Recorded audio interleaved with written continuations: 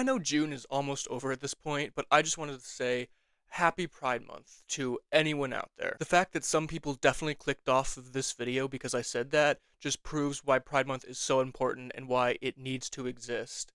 The world sucks right now, and I don't know when it's going to get better, but I just wanted to say that I stand behind anybody in the LGBTQ plus community, and so many other people out there do. You're not alone. The fact that so many people want to persecute the LGBTQ plus community just for existing and living their lives how they want to is just disgusting. And I am truly sorry to everyone out there who has to experience hate on a daily basis because of who they are. You deserve to be loved and you deserve to be celebrated. In honor of this being Pride Month, I thought I would talk about a show that has some pretty good pride in it, Arcane. Arcane is my favorite show I've ever seen. It's not the most perfect, it's a little fast paced, but it has the most phenomenal soundtrack, great characters, great story. Everything is just so good. Honestly, I'm obsessed, and rightfully so. This show has made me cry more times than anything else, and it's just a joy to go back and watch every single time I do. There is just so much to love about this show, and I just really wanted to make a love letter of a video talking about it. Arcane takes place in the world of the video game League of Legends, but don't worry, you do not have to play League or understand anything about it to get this show. Trust me, I've never played League, and I probably never will. How? What? I'm done. I'm done. I'm not playing this game anymore. How? The game itself doesn't really have a story. Arcane takes some of the characters from League, called Champions, and some of the locations and makes its own story with them. The show takes place in Piltover, the city of science and progress that has a dark, shady undercity that some call Zon, that's full of crime and drugs, and the two cities are constantly fighting for power. The champions we follow are Vi and Jinx, two sisters who find themselves fighting for opposite cities. Jace and Victor, two scientists who are committed to breaking any rule necessary in the name of pursuing better science. Caitlin, a privileged girl from Piltover who wants to do right by Zon, at least eventually. Mel, a Piltover politician who's struggling between doing what's good for herself and for her family and what's good for the city that she is supposed to be responsible for. She's not actually a champion, but we'll get to that. Echo, who finds himself in a position of leadership in Zon and struggles to find the right path forwards. Heimerdinger, the head of Piltover's council who starts to question his own purpose. Singed, a former doctor committed to doing horrible experiments. Warwick, a monster fighting the remnants of humans still inside of him, and Mbessa, Mel's mom, who is in Piltover to take its technology. Can you start to see why this show has a little bit of a pacing issue? There is just so much going on at any given time, but for the most part, it does manage all of these storylines really, really well. For many of the characters, we start following them at a very young age, and we slowly see them become these strong characters that they are in the game. It's a much-watched show for just anybody. There are so many things that Arcane does smartly and just so well, like the first 3 episodes. The first episode, Welcome to the Playground, starts with a group of kids, Vi, Powder, Milo, and Clagger, who are from Zon, and they rob a Piltover penthouse. From there, the episode deals with the fallout of that. The kids are all orphans. Their parents all died in some big battle between Zon and Piltover, and they're all being raised by Zon's unofficial leader, Vander. When Vander hears what they've done, he is furious, because tensions are already so high between Piltover and Zon, and now him and his second-in-command, Benzo, who takes care of another orphan named Echo, have to deal with the police, or enforcers. While running away from their crime, Powder had dropped the bag of stuff they had gotten, and she is really upset about it. The episode ends with Vi comforting and reassuring Powder, and then introducing us to our main villain, Silco. Milo's wrong, Powder. You're stronger than you think. And one day, this city's gonna respect us.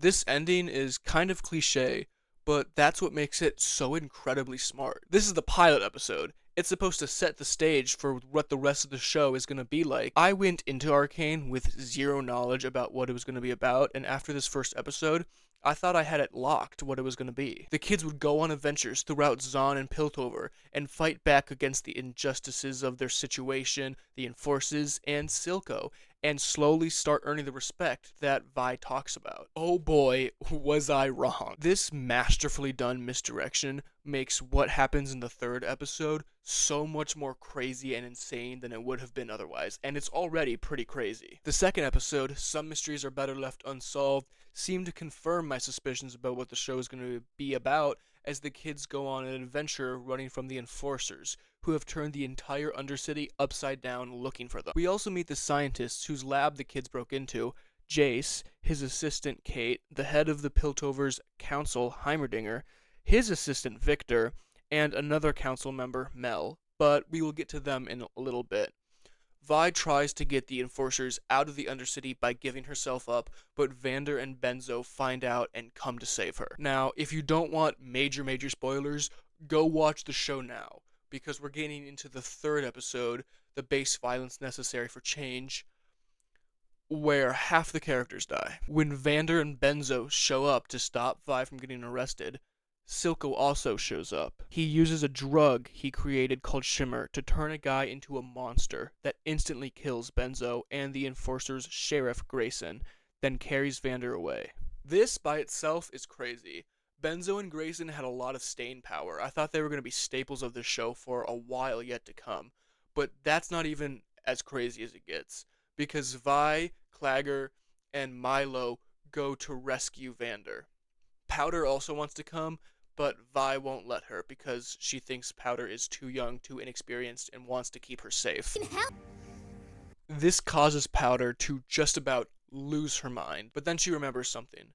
Something that she stole from Jace's apartment that she didn't lose. Some blue rocks that had caused a huge explosion in the apartment. Jace was using these rocks to harness the power of magic using science through something that he called Hex Tech. Powder turns these rocks into a bomb and then goes after her family.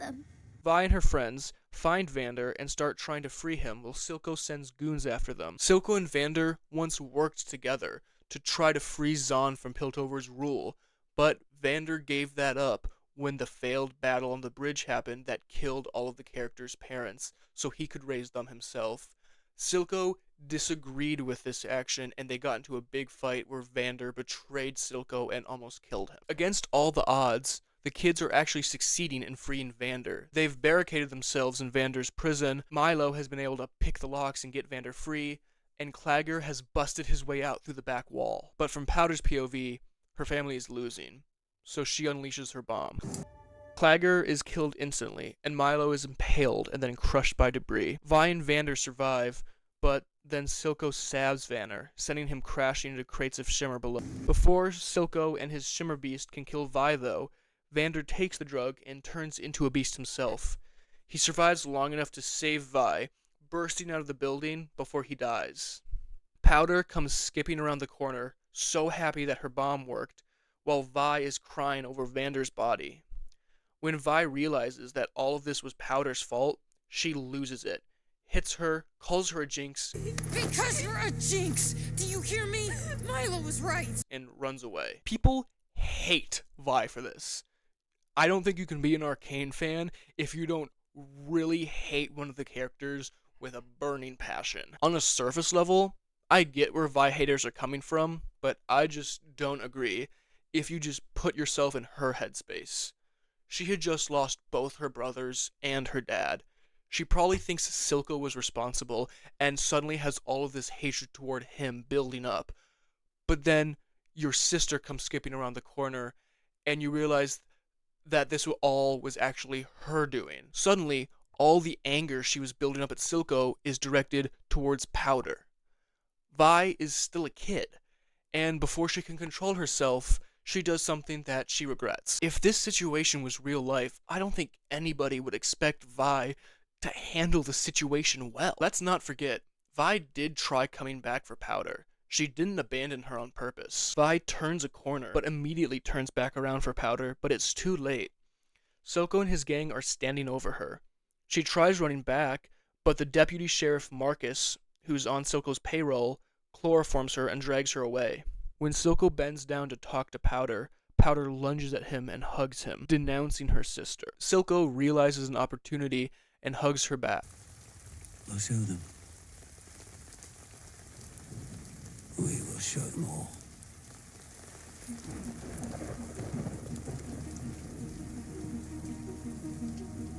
And that's the end of the episode.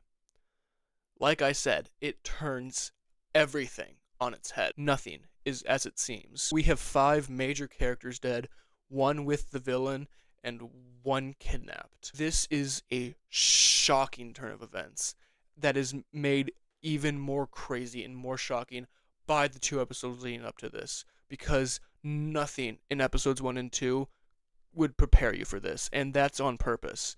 They want this. The writers want this to be a shocking twist that you don't see coming. It's a wild ride that literally left me shaking and in tears, and asking the question, where does the show even go from here? Turns out those first 3 episodes are just a prologue. With episode 4, Happy Progress Day, we get a huge time skip that's not actually stated how long it is, but I'm gonna guess around 10 years.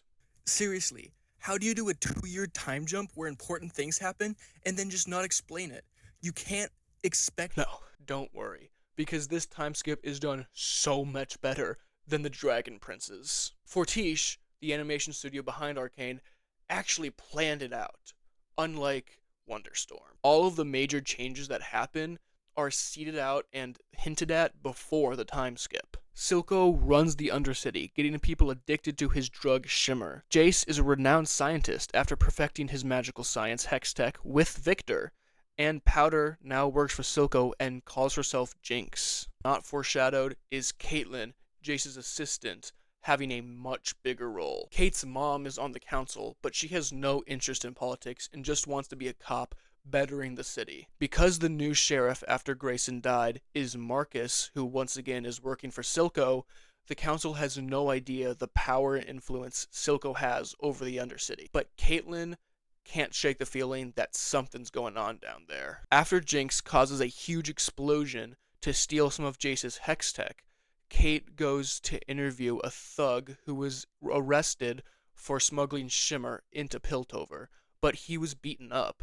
So she goes to interview the person that beat him up instead. It's Vi. She has been in prison this entire time. It's such a cool reveal and amazing way to end the 4th episode. Through the first 3 episodes, Vi is clearly the main character. She has the most screen time, the most going on, the most inner conflict. So to not see her for like the entirety of episode 4 is just a little uneasy. As the episode goes on, you get more and more onto the edge of your seat, just waiting for Vi to show up. I could just feel the tension building throughout the episode, and Fortiche knew it would be like this, which is why her reintroduction is just so epic and phenomenal. But at the same time, it's sad to know that she was just stuck in prison for all these years while everyone else moved on without her. Vi immediately backs Caitlin's theory that the Undercity is much more unified than Piltover thinks it is, and Kate busts her out of jail to prove it. They descend into Zahn, but Vi ditches Kate in a brothel to fight Savika, Silco's right hand, to find out where Powder is. But Savika reveals that Powder is now Jinx, then she stabs Vi. But Caitlin comes to her rescue, shooting at Savika to scare her off. And suddenly, Kate and Vi are super flirty? You're an alright shot. I'm an excellent shot. You gonna help me out, Cupcake? Stop calling me that. My name is Caitlin. But you're so sweet. Like a cupcake. Shut up. Now, as much as I love Kate and Vi together, this turnaround is pretty sharp. They went from hating each other in one scene, to Vi flirting with Kate in the other scene, to them both flirting with each other in the third one. And as Kate tries to heal Vi's stab wounds, it seems like she has just completely fallen head over heels in love with Vi. I get that the writers had to keep the relationship moving for the overall story, but it just still seems a little bit fast. This is one of my only complaints about Arcane, and it's not really about the show itself as it is for just streaming in general. Nowadays, shows usually have less episodes and less seasons than they used to, but a lot of times they tell a lot more complex narratives. Arcane only has 2 seasons and 18 total episodes to do so much, and they almost always do it well.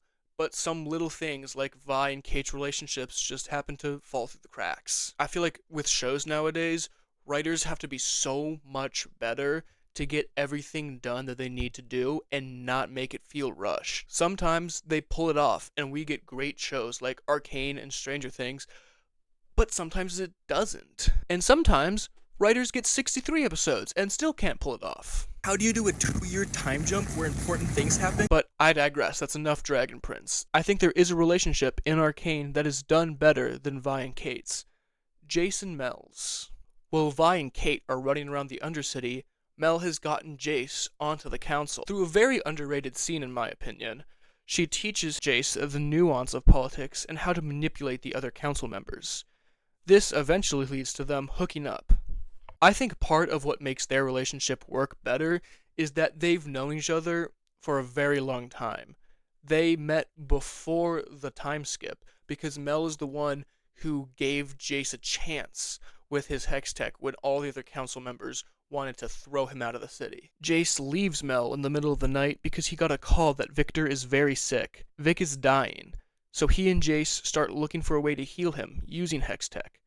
Victor has created something that he calls the Hex Core. It seems alive, and the two seem to think it is the key to healing Victor. Back down in the Undercity, Kate is able to heal Vi with a serum mixed with Shimmer, but this allows Silco to find them. They escape and find Jinx, who is shooting a flare looking for Vi, who she has just found out is still alive. Silco and her both thought Vi was dead. Caitlin realizes that Jinx is who she's been looking for stealing Hextech. Jinx flips out because Kate is a cop and she thinks Vi is here to arrest her. Then, a bunch of masked people with hoverboards swoop in and kidnap Vi, Kate, and take the Hextech from Jinx. Vi? These people are the Firelights. They are a Zon resistance group against Silco, and they're led by Echo. Him and Vi reunite, and then they, along with Kate, decide to bring the Hextech back to the council to get them to do something about Silco. On the bridge back to Pilkover, they are met with enforcers led by Marcus, but before he can do anything, Jinx sets off swarms of bombs disguised as fireflies. They go off, and Marcus is killed. Jinx comes for the Hextech, but Echo fights her to let Vi and Kate get away. Jinx and Echo's fight is just breathtaking.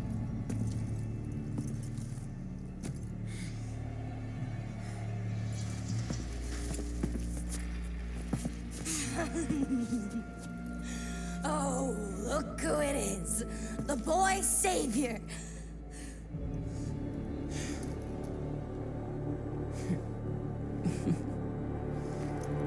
Holy cow, there are no words. The music, the art style change, insane.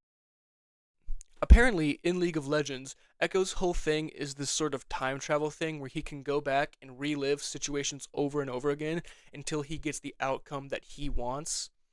And this is such a cool way to do that without actually doing it, of having Echo visualize the fight before it happens. Echo beats Jinx, but cannot bring himself to kill her.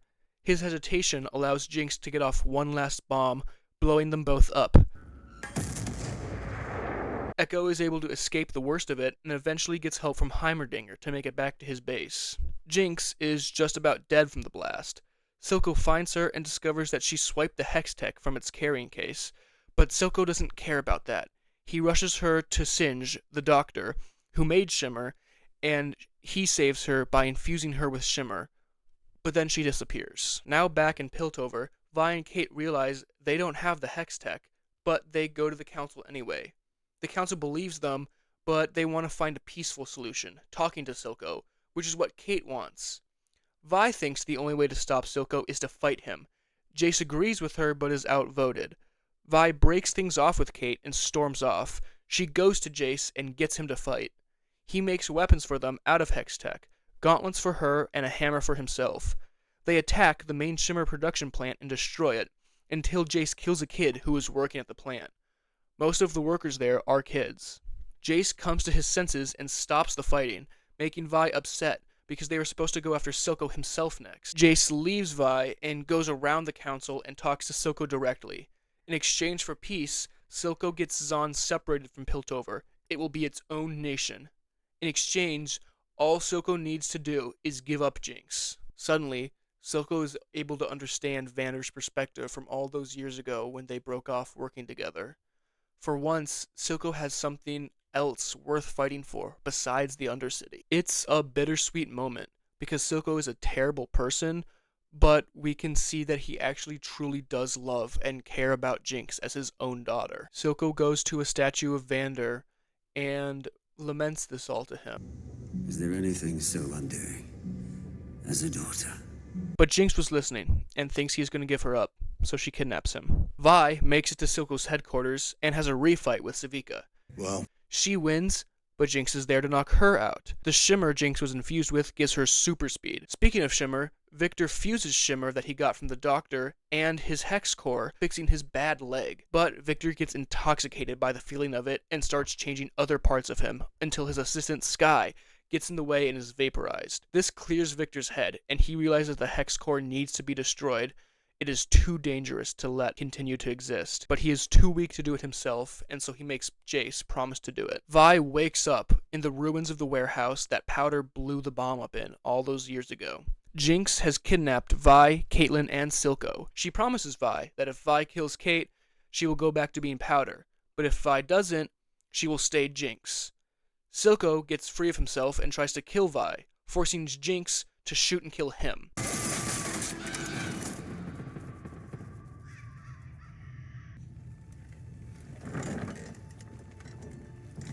This makes her decide to stay Jinx. She has created a rocket launcher with Hex Tech she stole, and she shoots it at the council members' building, right as they formally vote with Jace and Mel to free Zahn, and that is the end of Season 1. It's an insane scene that we had to wait 3 full years to get resolution to, and leads into, I think, a bigger theme of the overall season, choices. This is such a sad end to the season for the characters. The entire season itself is sad, and it's because we get to see over and over again all of these choices being made that leads to just the worst possible outcome. If Vander had not betrayed Silco, maybe they could have come to a more peaceful solution. If Vi had listened to Vander and not stolen from Piltover, or if Powder hadn't set off the bomb, Milo, Vander, and Clagger would have lived. If Vi had not lost her temper at Powder, if the Firelights had let Vi and Jinx talk it out, if only he had realized what Vander was doing for his kids back then, and not way too late. Maybe if Jinx had talked to Silco and realized that he would never have given her up for Zahn, or if Silco hadn't tried to kill Vi there at the end, things would have been different. There are so many choices, and in almost every single one, the wrong path is chosen. It is sad, but it's also part of what makes Arcane such a captivating story. The writers are not afraid to make literally everything go wrong. Another point in Season 1 that I absolutely loved was Mel. For the longest time, I had zero read on Mel and had no idea what her true intentions were. Is she actually doing what she thinks is best for the city, or is she doing what's best for herself? It does eventually become clear that Mel is doing what she thinks is best for the city, but I have watched Arcane through 4 times, and I don't know where that switch happens, or if she was ever out for herself in the first place. The first time we see her, we learn that she's the richest woman in Piltover, and then she gifts a children's toy to a fellow councilman, and he loves it. She clearly has a lot of sway in this city and a lot of council members wrapped around her finger. She sees Jace as an opportunity to give the city more, but does she help him because that's what's best for the people, or because she knows that he's going somewhere in life and it's best to be aligned with him early? She wants Jace to unveil new Hextech inventions early before Heimerdinger thinks they're ready. Is that because she wants to push progress forward for the city, or forward for herself? Does she put Jace on the council to ensure Hextech's safety, as she says it is, or is it because she sees this as an opportunity to control yet another council member? When Mel and Jace first get together, I wondered if Mel really loved him, or if she saw this as an opportunity to gain even more control over Jace. But she does seem genuinely upset when he leaves her in the night, and then genuinely concerned for Victor. Then, Mel's mom, Mbessa, arrives from overseas, and we learn that the reason that Mel is here in Piltover and not with her family is because she was sent away for not being ruthless enough. So is this all just a ruse to show her mom that she can be ruthless?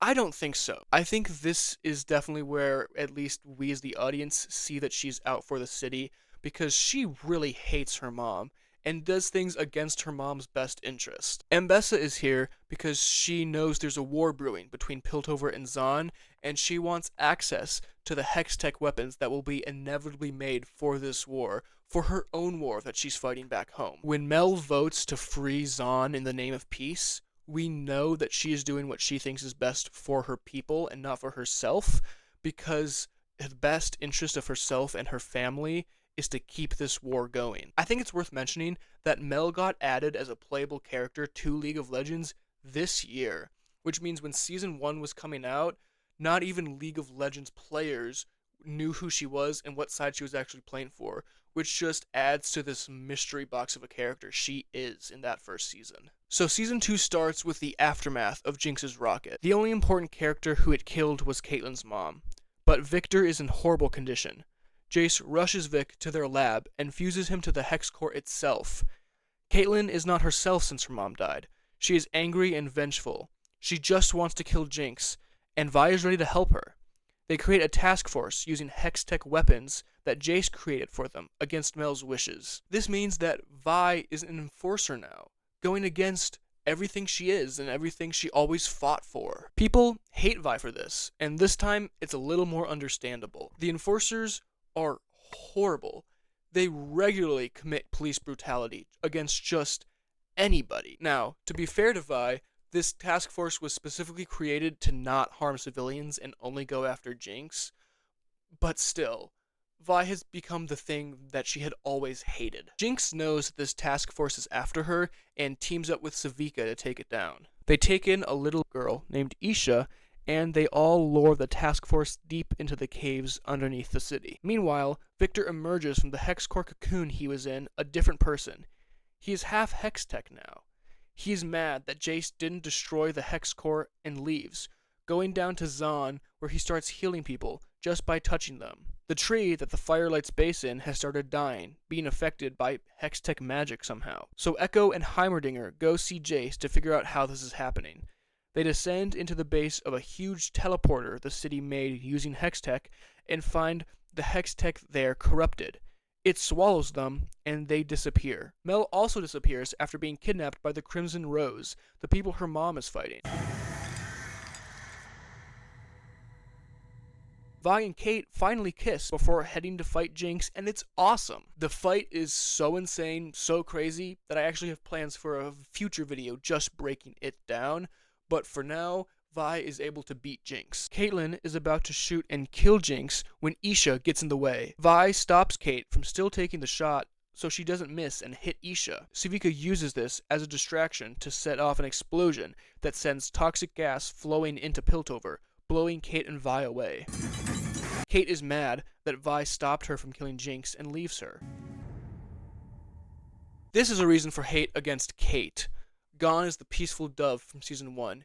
Hatred has fully consumed her. She constantly undermined Vi's feelings because of her mom's death. She says that Vi has no idea what she's going through when Vi lost literally every person she ever loved.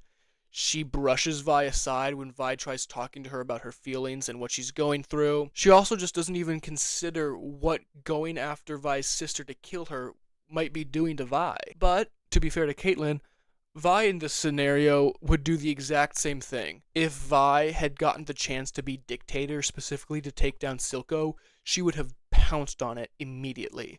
In fact, a lot of the characters in this game would have if a loved one of theirs died. But still, Kate sucks for this. Anyway, the Doctor is up to some scary stuff. He has fused a human with a monstrous wolf to create a half-machine amalgamation called Warwick. It kills everything in its path, but when it runs into Jinx, it doesn't kill her. Instead, it calls her powder.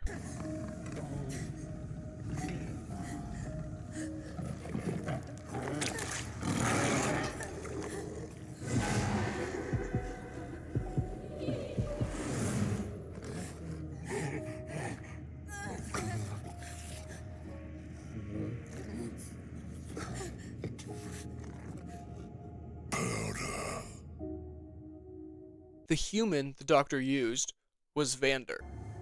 He isn't a monster. He was once a man, well respected at that. Victim of great tragedy.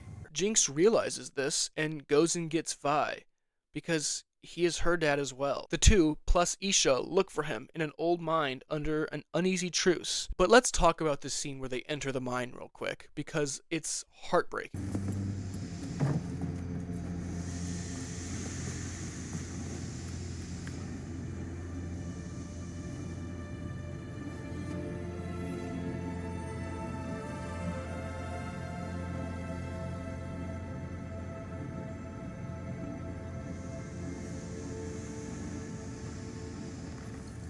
Jinx has become the symbol of resisting Piltover that Vander once was. Something Vi had always wanted, and something that Jinx couldn't care less about. The Undercity has forgotten Vi because of her alliance to Piltover. I think in this moment, she realizes the path that she was on. She's doing the exact same thing that was done to her as a kid, with this whole enforcer thing she's got going. But while exploring the mine, the crew finds an old hideout that belonged to Vander and Silco. There is a note from Vander apologizing to Silco for betraying him, something Silco never saw. Jinx wonders what could have happened if Silco had seen this, once again bringing in the theme of choices. Eventually, Warwick finds them, and Vi fights him before realizing that it is in fact Vander and embraces him. This heals Vi and Jinx's bond in a way. The family is back together. What are you waiting for? He's your dad, too. It's a crazy emotional scene that Netflix spoils for you in the preview for Arcane half the time. What are you waiting for? He's your dad, too. Victor has set up a whole colony of people he has healed using Hextech in Zon, so they take Warwick there to see if Vic can heal him. He can't do it immediately, but he accepts the challenge, and the crew lives there in peace while Victor works with Warwick Vander. Here's where we get my favorite scene in the entire show. We switch mediums of animation again, this time with watercolors, and we see a flashback of Vi and Powder as kids through Vander. It makes me tear up because we never see Vi and Powder that happy ever, and it once again just cements what could have been if everything didn't go horribly, horribly wrong. While on a walk one day, Vi runs into Kate. Her and Ambessa have been tracking Warwick through technology provided by the Doctor, and are going to attack the commune to get Warwick back. Vi convinces Kate back onto her side, and Vi surprises Ambessa, temporarily restraining her, while Kate runs to Vander. Jinx is fighting Ambessa's right hand, and Kate helps. They win, and for a second, everything is fine, and they are all back together. We could end the show right there, you know. We don't have to go on. We could end right here where they're just a big happy family. So Jace is back. He came back from the anomaly, changed and angry. He now thinks that Hextech needs to be destroyed, and since Victor has changed his mind and is now healing people using it, Jace comes to the commune and kills Victor. I won't fail. I swear it.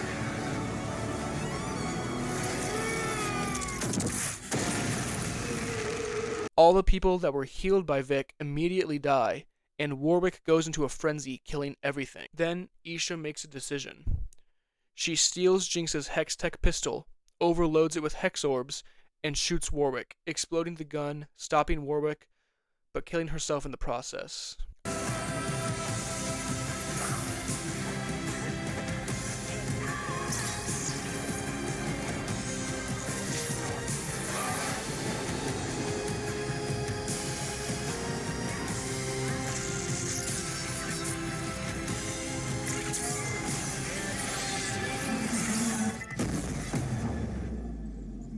I was not okay, and I don't think anybody was. The song playing here, the change to 2D animation as we see Isha and Jinx just having an awesome time together, it's a rough scene.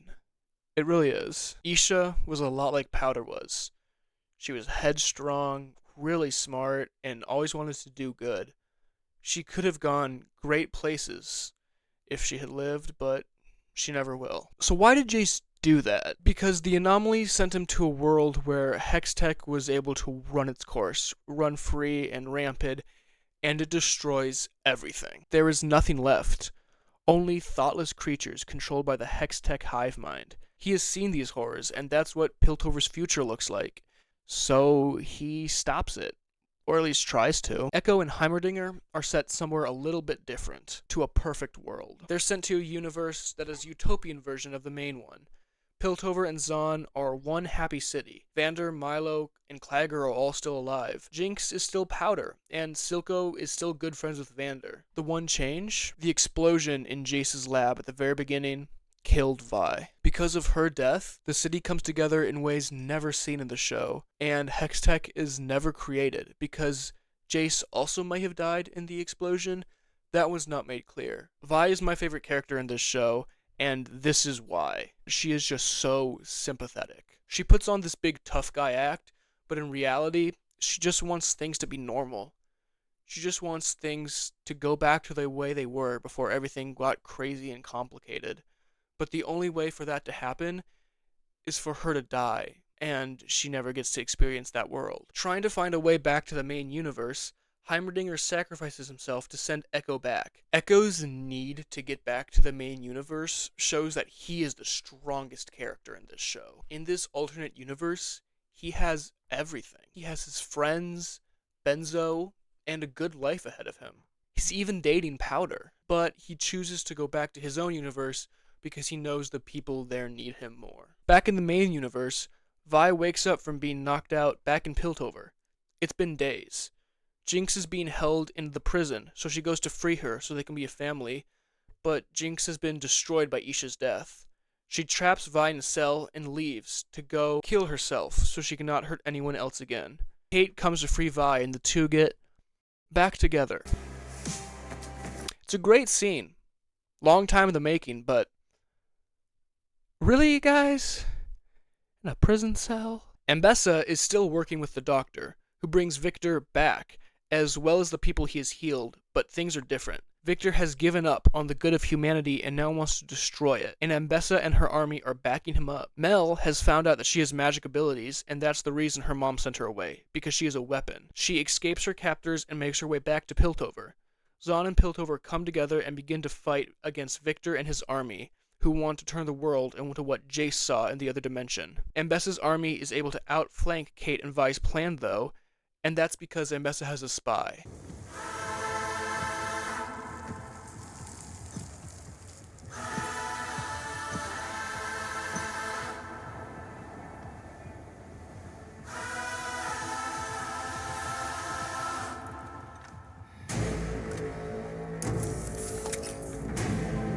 Maddie, who is part of the task force and dated Kate when she was dictator, actually has worked for Ambessa this whole time. I thought that Maddie was going to betray Kate because she found out that Kate and Vi were back together, but no, she was just a snake the whole time. But then Mel shows up and kills Maddie.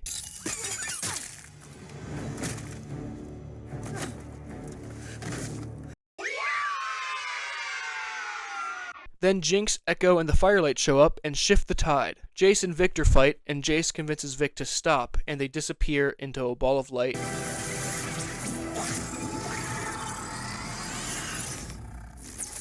And Vi and Jinx fight Warwick, who is now fully under Victor's control. Warwick falls down a shaft in the teleport tower, but drags Jinx with him. Vi grabs Jinx's arm, but cannot hold on.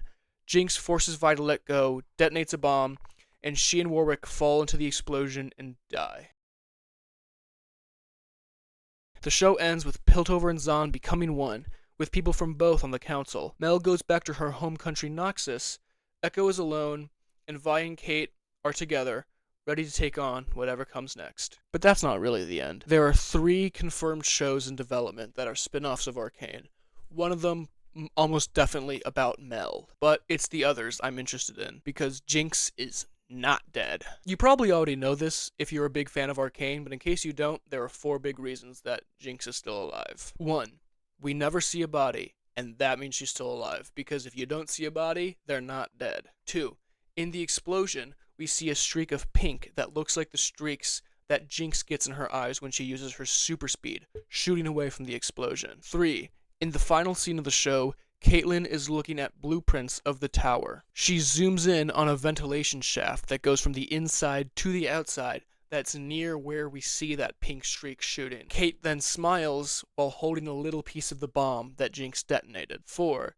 The final shot of the show is an airship that in the first episode Powder pointed to and said she was going to ride in one day. Then there's Jinx's glitchiness happening to the screen and we cut to black.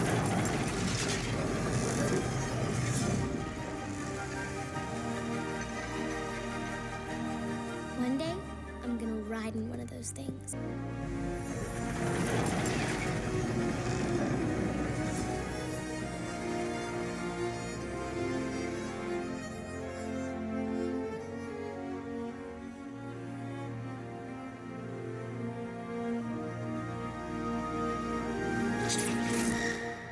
So, yeah, she's not dead. And if she comes back, I can almost guarantee that Echo is going to be back as well, because, oh my gosh, did they do him dirty, leaving him alone and sad at the end. As for Vi and Kate, I think their story is done. They might show up in future projects as little cameos, but I don't think they'll have a main role again. I'm really excited to see how those spin-offs work, because they'll take place in different regions across this world, and none of the other regions have this like steampunk sci-fi aesthetic that Piltover and Zahn have, but I feel like everything from the switching animation styles to the music and animation itself is all specifically built for this kind of aesthetic, so I'm interested to see where they take it from here. Also, I mentioned the soundtrack, which I haven't really talked about. It's crazy. It's so good. Season 2 soundtrack just beat Wicked for favorite soundtrack at the American Music Awards. That's how good it was, because Wicked is phenomenal. It's crazy they got original songs from Linkin Park, Imagine Dragons, 21 Pilots, and Sting from the band Police. Crazy lineup. I feel like everyone knows the song Enemy, but no one knows that it's from Arcane. Arcane is a work of art, and yet I feel like people don't really talk about it as much as they do for a lot of other shows.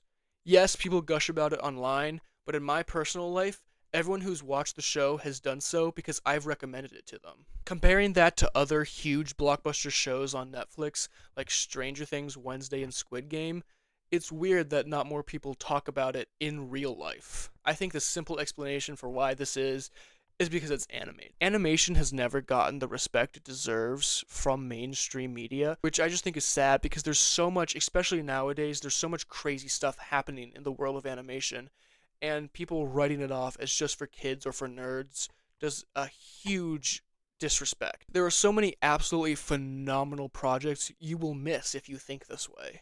I think that prejudice against animation has gotten better in recent years, but it's still very strong for anime, which hurts Arcane for some reason. One of the top results when you type in "is Arcane" onto Google is Arcane an anime?" I know multiple people who refuse to watch it because they're convinced that it's an anime, and so that means they just can't watch it. Let's set the record straight. It's not an anime. Anime is simply any animation made in Japan. That's all it is. Fortiche, the company that animated Arcane, is French, and the show is overseen by Riot Games and Netflix, two American companies. So it has nothing to do with Japan in any way. I personally really don't watch anime, but I think that stigma against it in Western culture is really sad, but that's another video for another time. Listen, if you haven't watched Arcane because you think it's for kids, or an anime, or because it's connected to League of Legends, just watch it, because by not, you're doing yourself a huge disservice. I had to leave out so much in this video for time that I barely scratched the surface with how crazy and awesome Arcane is. So just go watch it. I'm going to keep my outro short and sweet because no one stays for it anyway. I just wanted to say thank you, everyone, from the bottom of my heart. I just hit over 1,000 subscribers, and I was blown away when I got 100, and 1,000, it's crazy. It's more than I ever thought possible in a short amount of time. I'm sorry that this video took so long. I had a lot of setbacks. I finished my first year of college, so I moved back home. Then I was trying to create this little set behind me, and then I had some editing problems, and I went on vacation. So just a lot of things that made this video get delayed over and over again, so I'm sorry about that. If you want to watch a video that's structured the same way this one is, you can go watch my Dragon Prince video, where I talk about how bad the Dragon Prince got after 7 seasons. If you want to watch something that's a little more positive, but it's structured a little bit differently, I made a video about Star Wars Skeleton Crew and just how much I love it, and it's sad that no one watched it. So you can go check that out. And hopefully by the time you're seeing this, I'm already writing my next video. So thank you guys all so much for watching, and I will see you next time.